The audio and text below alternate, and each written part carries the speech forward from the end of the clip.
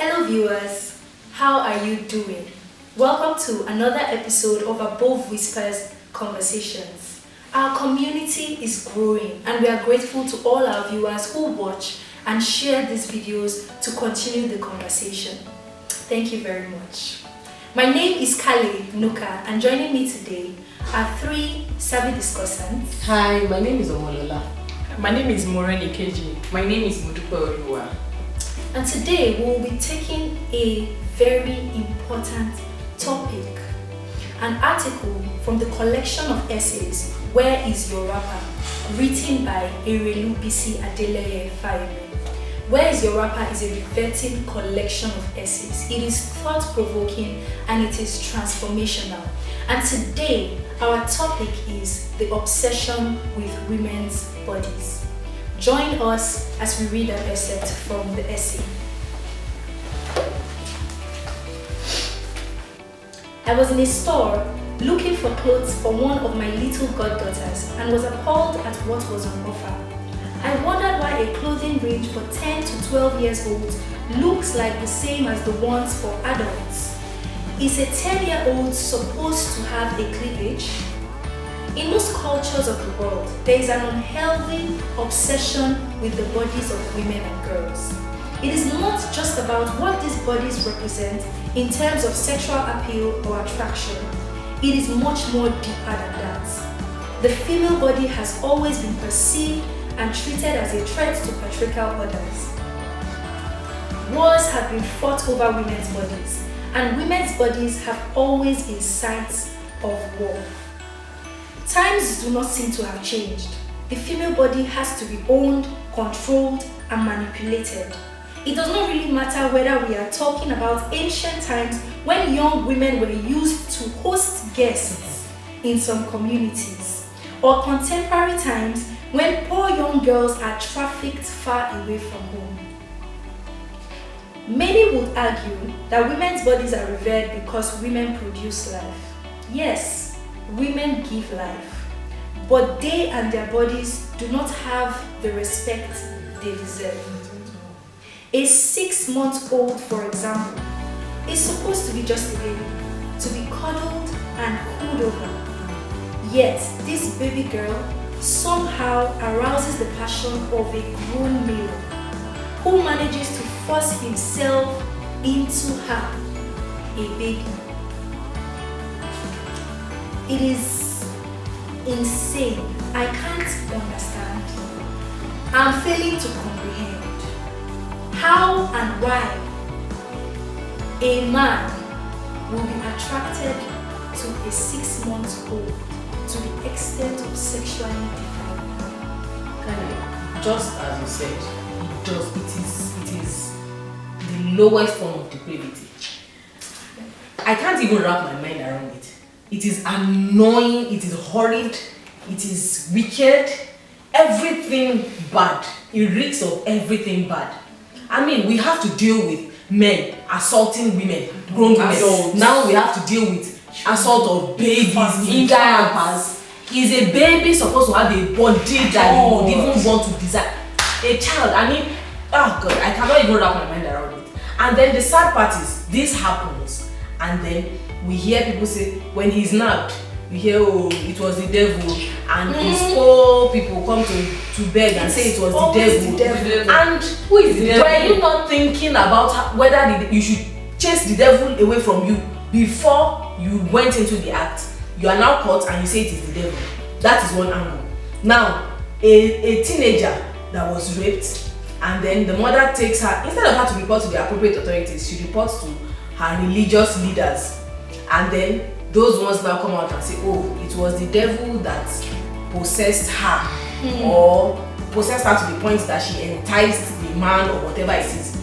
Okay, a child that is not meant to be able to give consent, are we now saying that, I don't know who is not okay or saying, it's just justifying the assault? Do you understand? Okay, if the girl even enticed the man, is the man that is supposed to be an adult, doesn't he have enough sense to run away from the enticement? Do you understand? So there are so many messy angles to all this that it's so sad, and you cannot just comprehend what is happening. Whether it is you losing your mind or these people are losing their minds, it's just a mess.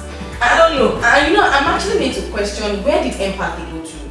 Where do we put compassion? Where do we put our human feelings? Do you know what happens to adults that undergo sexual harassment? Honestly, that their body have been defiled? Do you know the psychological implication of all of this? Do you know the mental state you put them into? I mean, the paranoia, even the self-esteem. So many things that it does to them. They lose themselves, they lose their bodies, they lose too many things. Insecurity, and you don't think. I mean, I don't know. I sincerely don't understand the state of mind the perpetrators have when they go ahead and they perform this. There's no explanation for any of it. I know. I want to say that if there's anyone out there that has at one point or the other had this kind of experience, there are help centers available for you. There are sexual harassment, there are sexual assault referral centers, tax centers that you can visit. We have inequity. There are places you can go to that will provide you help. Mental help. We need the state of mind to be back. Even medical, some get tears, some are wounded. Even legal help, because we need justice for them also. So you can go ahead and seek help. Go out and look for it, and help will come to you. My own is, I don't know, what is it that these people, the perpetrators, read? What do they watch? Who is their role model? What do they learn? What is the driving force? I think yes, the driving force. I think child pornography and teen pornography plays a major role in it. Yeah. You keep watching it over and over and over, and at one point you want to put it in practice. So you see a helpless child. A child is helpless. A child does not even know evil from good. And you see that child and you want to exploit a 6-month-old. It's insane. To even do it to an adult is insane. And then you are doing it to a 6-month-old. And so it's important to watch what you see, what you watch, what you learn, who your role model is, what you hear. Very important. A 6-month-old. That's just all that is going on in my mind. Because a dapper clad 6-month-old. How big could the child be? Talking of the sexual parts. It's overwhelming. It's overwhelmingly distressing. Please, let's read another excerpt from the essay.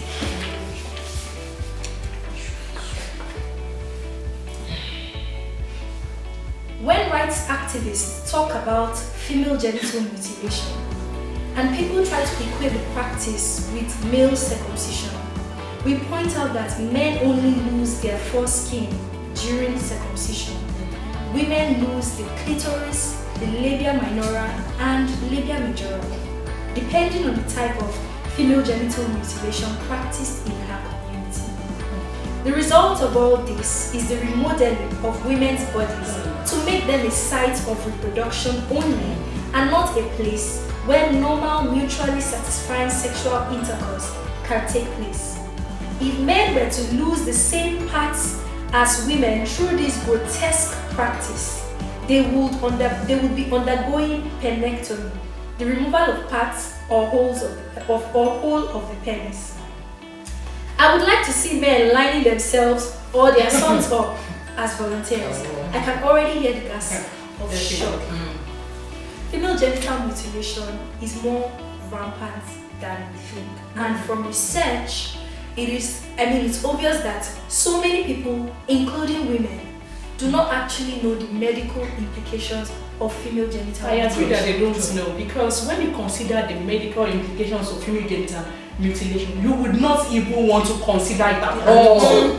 Because the pain you put the child through. And don't be surprised, there are tribes where you have adults, they line adults, or 15-year-old, 16-year-old, you line them up to do female genital mutilation for them. It's absurd. The pain at the point of doing the procedure, the environment at which these procedures are done, dirty environment, done by ignorant women, and then you have unsterilized instruments, tools that are used to perform this procedure. The risk of infection, because when you use an unsterilized, if female genital mutilation was a medical procedure should ordinarily be done in the theater. And then you create a space in your home, a place that is dirty with dirty instruments, and then you start to cut girls. You start to deprive them of life, because the moment you kill them where they are living. Why?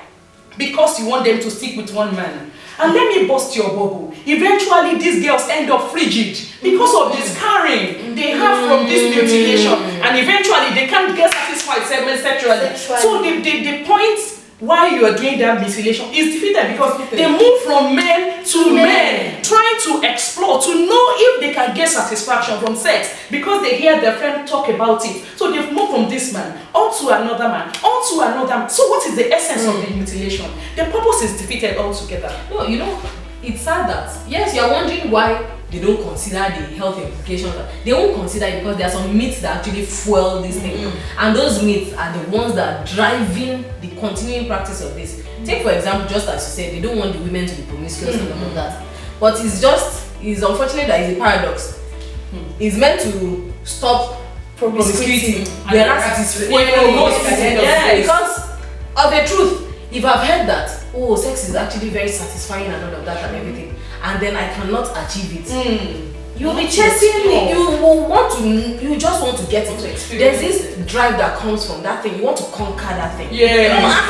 It's proving elusive. So why won't it fuel these things? Now look at another one. Some people will say, it's our family tradition. We cannot break the mom. My daughter must do it. The every first daughters in my family do it, so my own child cannot do it. Who told you? I don't know. What tradition? And this same we are the ones that are importing work. So, please choose your struggle. Do you understand? We need to wake up. We would be allowed that even educated women that still carry on this funny tradition. In the name of they don't want to break up of their family traditions. So these are the things fueling these things. This practice. And the painful part for me is just like Ola said, women are actually the ones that are driving this thing. Right. Women are the ones that are responsible for it. No girl will take herself and say, I want to be mutilated. Exactly. It's the mothers that will say, come, let's go. And when you get to the entrance of the shrine of mutilation, who are those there? The women. Women are the gatekeepers for mutilation at the end of the day. So I'm made to question why. I mean, if you lived not enjoying womanhood, because the clitoris is equivalent to the penis. Yes, that's the and the penis is the manhood. Yes. So if your womanhood was taken out, why would you want another girl to undergo this thing? Is it to justify your own experience? Or just like I said, you don't want the culture to end with you. You don't want them to say it was you that stood up against it. Please, I didn't want to be that kind of person, because I would be in the history books that I did something. So it's questionable. Why would women still continue fueling what they know is not good for them? Many of these women are ignorant, just like KG said. They don't know. The culture has been passed down, and they too must pass it down. And that's why advocacy must go on. Just like in Ekiti State, the office of the First Lady actually went to traditional rulers, educating them about this thing, and also even going as far as talking to the women who practice this thing, and convincing them to know that these things are wrong. Convincing them to drop the practice, drop their weapons, I call them weapons. That was actually their weapons. So to drop their weapons and all, and going as far as empowering them, so that they don't go back to those practices. So this advocacy must go on, and that's why we must not keep this conversation. We must not leave it here. So before we wrap up, let's have final remarks from the ladies. I'd like to say there should be the body that controls entertainment in the nation has to work harder, because if you look at it, the entertainment that we have sexualizes the woman's body too much. Everything, somebody wants to hit two things together, it is a woman dancing dancing topless. And what is happening? And you find out that, and you say these things pass through some boards that regulate these things. So what is happening? I don't understand. And I also believe that we need to co-opt more men in the fight against genital mutilation. more men need to get involved in their daughters' lives. Because I believe that because the men do not, the vagina is a woman's business, so they just feel, just do, because we find out that it is the women that are taking the children. Know what is happening to your child, know what is happening to your daughter. You will not allow your daughter to pass through such pain. No parent will watch a child subject her child, his child, at least if the woman doesn't have sense, the man will have sense. True. You need to do I that. would like to say that we should teach our girls to be confident, to know their self-worth, to build their self-esteem from childhood. Because many times girls just take anything, anyhow, because of how they were raised. And so we need to do better by giving our girls the confidence they need to face life. True. Yes, I'm going to say that. See, never be afraid to be the change. True. Dare to be different. Dare to be different. Exactly.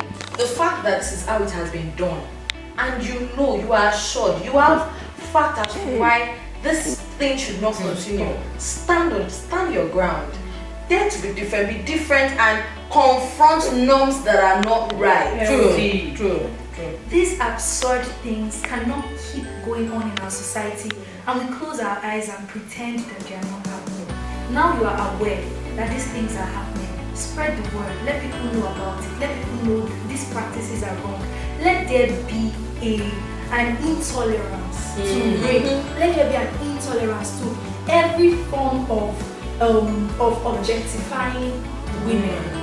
You understand? So please keep the conversation going. Thank you very much for staying tuned till this point. And together we say bye. Bye.